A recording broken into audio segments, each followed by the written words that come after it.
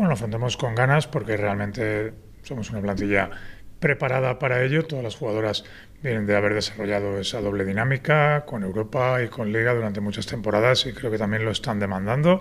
El equipo llega preparado en buen momento físico y después de una buena racha de victorias y con ganas de que llegue ya el doble partido.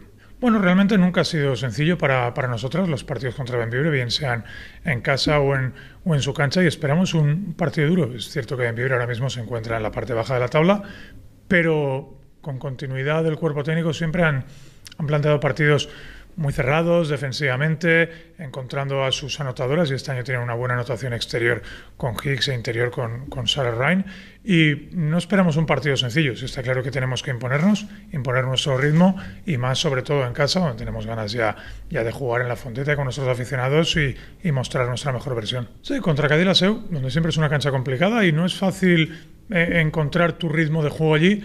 Lo encontramos en momentos puntuales, como tú dices, con parciales tanto muy favorables como desfavorables. Lo positivo es que el definitivo y final pues cayó de nuestro lado, y no solo por el acierto ofensivo, que es lo que más llama la atención al aficionado, sino que en los últimos 6 minutos no encajamos ningún punto, y ese es el ritmo que queremos ver del equipo. Ha pasado en diferentes partidos, hay que sumar minutos y recorrido de ese nivel de todas las jugadoras y estar concentrados en ello.